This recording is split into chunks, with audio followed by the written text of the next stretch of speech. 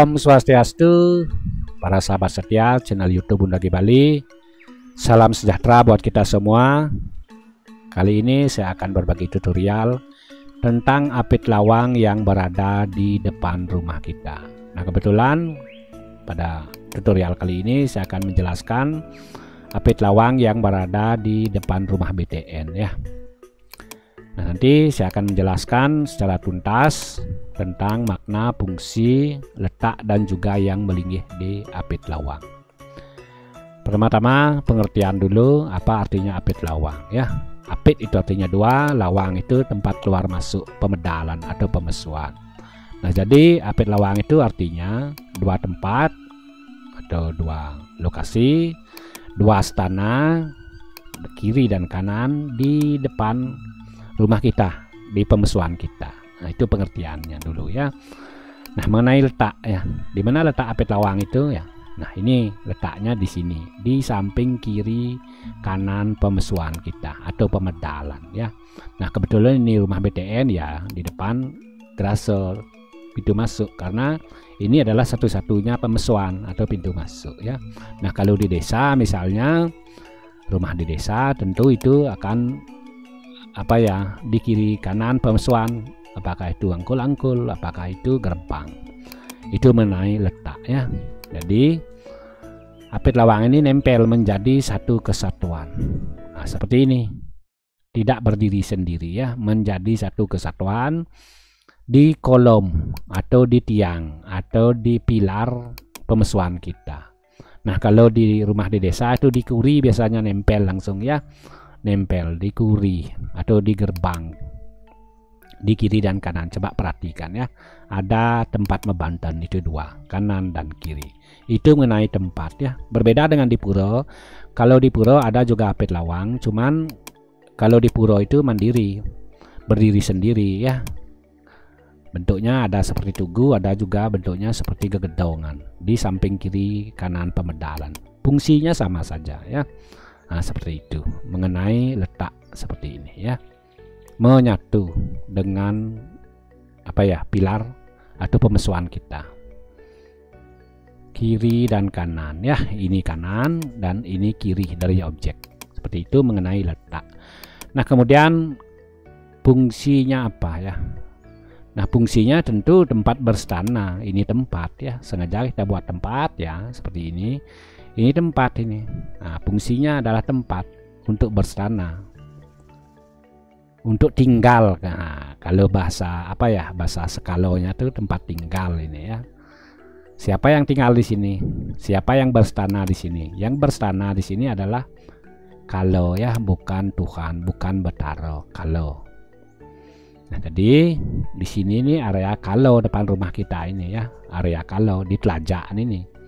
Areanya kalau. Nah, jadi agar kalonya tidak masuk dibuatkanlah apit lawang di sini agar kalau tidak masuk, karena kalau itu sifatnya mengganggu, mengecoh ya, mengintimidasi, cepat emosi kita kalau kalonya itu sampai masuk ke rumah kita. Nah, agar hal itu tidak terjadi dibuatkanlah apa, apit lawang di sini ya. Disinilah kita ngaturan sesajen. Nah, seperti itu fungsinya ya. Fungsi di sini kita ngatur dan sesajen. Nah, kemudian siapa yang melinggih di sini ya? Yang melinggih di sini adalah kalo. Nah, kalau yang di kanan ini mebiseke maho kalo. Nah, yang saya klik ini kanan ya, dari objek maho kalo.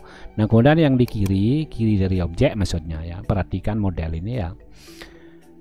Kiri dari objek ini, yang ini adalah doro kalo atau adi kalo. Nah, seperti itu pesengannya kalau itu, karena kalau itu banyak ya. Nah, itu yang melinggih sudah ya, fungsi sudah, maknanya ya tadi agar kalau-kalonya itu tidak masuk ke rumah kita, sehingga dibuatkanlah stana di sini tempat beliau ya, habitat, memang habitatnya di sini. Nah, disinilah, di tempat inilah atau di apit lawang inilah kita ngaturan sesajen, kita ngaturan segehan misalnya atau rarapan kepada maho kalo di kanan, doro kalo di kiri. Nah, seperti itu. Tujuannya agar kalau itu tidak masuk ke rumah kita, sehingga disinilah dikasih sesajen. Nah, terus apa yang kita ucapkan saat kita ngasih sesajen kepada kalau ini ya?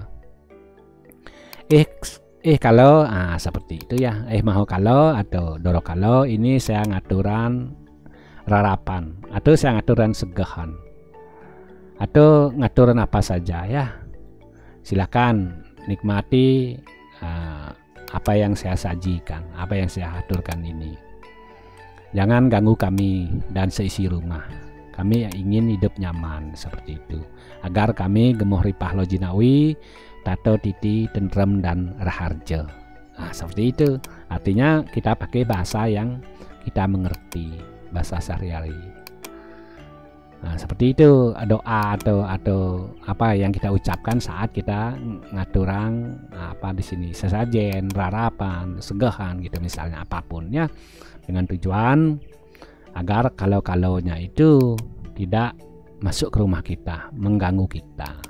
Nah, tentunya dengan harapan agar kita tidak cepat emosi, semua penghuni atau semua keluarga ini tidak dikecoh ya. Nah, seperti itu biar rago atau kita tidak kalauan. Nah, itu fungsi dan makna dari pelinggih atau apit lawang di depan rumah kita ya. Sama seperti di desa juga begitu.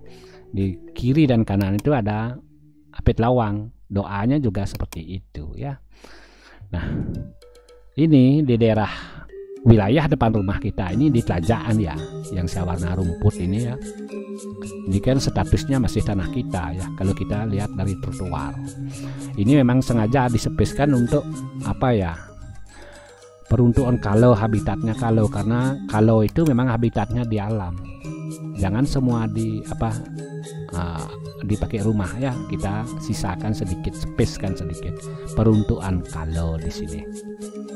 Nah, seperti itu ya, memang habitatnya kalau di sini. Jadi kalau itu tidak bisa diusir ya, kita hanya bisa menjinakkan.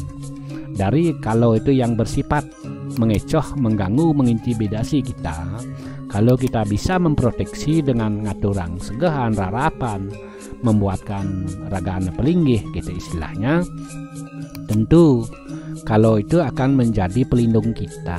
Nah, seperti menjaga kita ya. Nah, berbalik jadinya ya, kalau kita bisa memproteksi dengan apa ya, keyakinan kita sesuai dengan pakem Bali. Nah, seperti itu. Nah, kemudian di samping kedua kalau yang saya sebutkan tadi, maho kalau dan doro kalau, di sini juga ada kalau di sini di tengah biasanya kita mesegah ya. Kalau saya gambarkan sekitar di area sini biasanya ibu-ibu itu mesegah setiap kelion ya, atau membanten. Nah, seperti itu. Nah, jadi yang di sini ini adalah sunyo kalau. Nah, seperti itu. Kalau juga ya. Tujuannya apa? Sama seperti tadi kita ngatur segahan, kita ngatur rarapan dengan tujuan agar kalau itu tidak mengganggu kita, kasih upah dia ya. Nah, seperti itu. Nah, kemudian ada lagi pelinggih ya, ada lagi pelinggih ini. Nah, akan saya zoom sekarang. Ini pelinggihnya lebuh ya, pelinggih lebuh namanya ini ya, bentuknya seperti padmo, kecil pendek ya. Nah, kecil pendek. Di video saya sebelumnya, tutorial saya sebelumnya, posisi pelinggih lebuh itu tentu di teben ya, di teben depan rumah kita, karena asumsinya adalah ini utara, rumah ini menghadap ke timur ya, ini utara, ini selatan, ini timur, dan ini barat. Jadi pada tutorial sebelumnya saya mengatakan atau memberikan tutorial tentang letak pelinggih lebuh. Lebuh itu posisinya atau letaknya selalu di teben depan rumah kita. Mana tebennya? Ya ini selatan, karena ini adalah utara ya. Disinilah harusnya. Nah, karena situasional ya, harusnya posisi lebuh itu di sini, di paling sekelot di sini harusnya ya.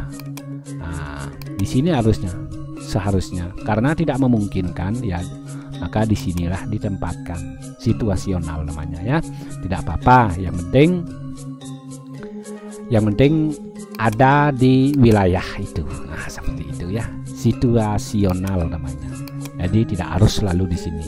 Ini kan sudah habis, karang kita itu sudah habis. Kalaupun dipaksakan ditempatkan di sini, ya tentu secara etika bangunan juga tidak masuk. Nah, seperti itu ya.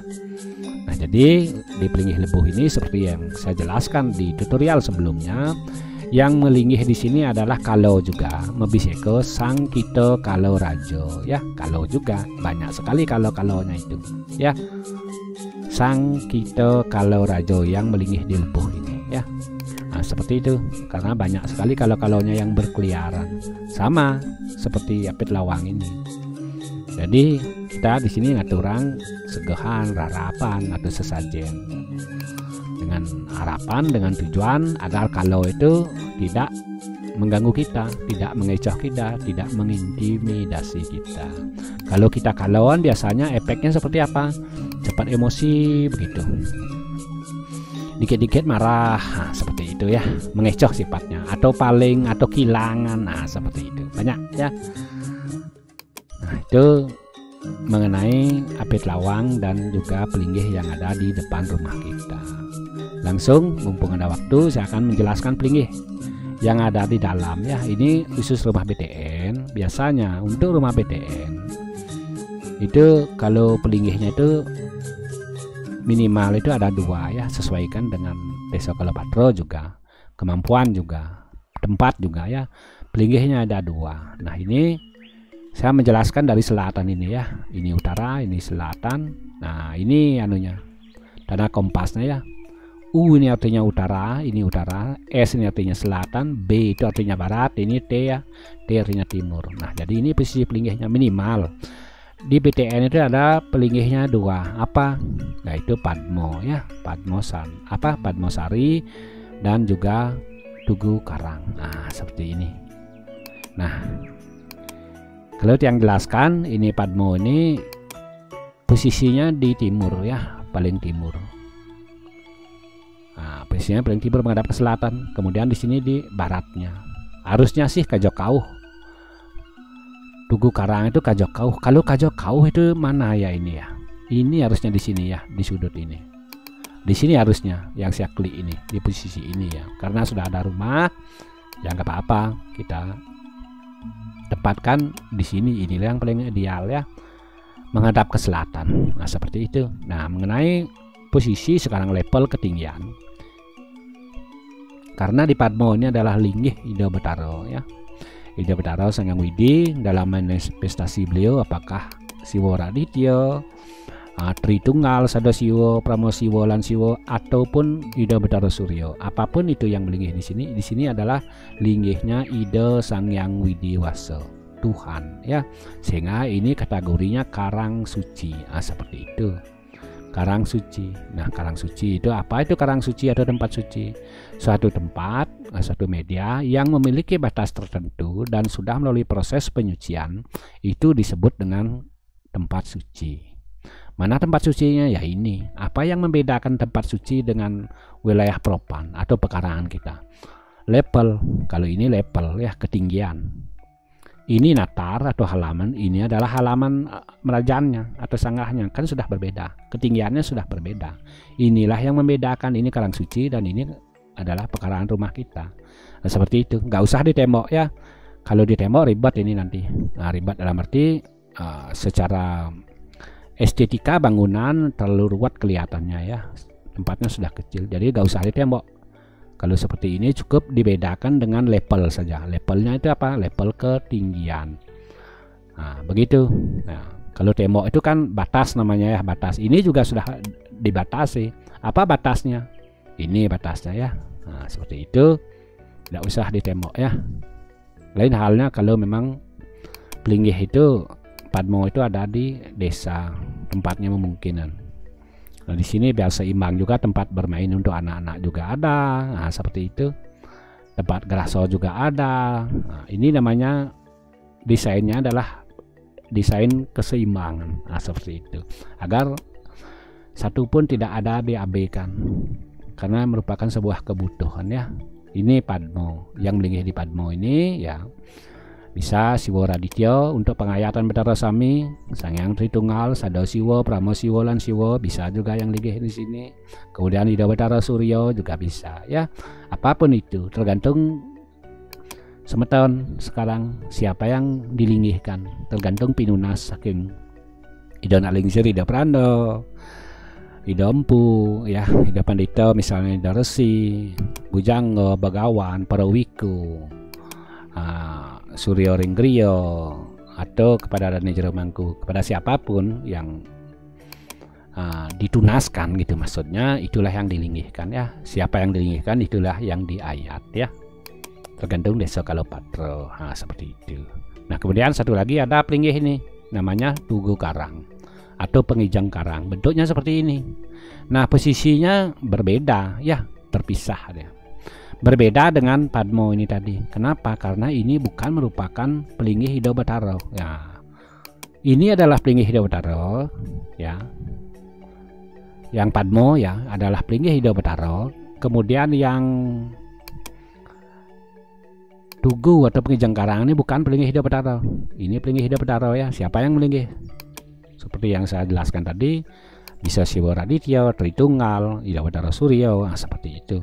Nah kalau yang ini kalau yang melinggih ya, yang di apa ya, Pengijang Karang ini Mebiseka Kalo Rakso, yang sebagai apa ya, seperti satpam kapasitasnya di rumah kita, karangan kita. Makanya menyatu dengan karang ya, menyatu dengan karang, tidak menyatu dengan tempat suci. Nah ini kan terpisah ya, ini tempat suci ya, kalau ya saya explode dulu ya. Nah ini karang suci, ini adalah Pengijang Karang. Nah, kalau saya pindahkan ya, ini bisa ditaruh di sini sebenarnya, atau di mana saja secara etika ya. Nah, seperti itu. Nah seperti ini bisa. Nah agar apa ya, secara estetika itu bagus ya, kita kumpulkan di sini agar kita ada tempat bermain di sini. Nah, seperti itu ya, etika bangunan namanya, proporsi kalau begitu ya. Nah jadi ini Pengijang Karang atau Tugu Karang. Fungsinya apa? Tentu tempat melinggih. Siapa yang melinggih? Sang Kaloraksa di sini melinggih.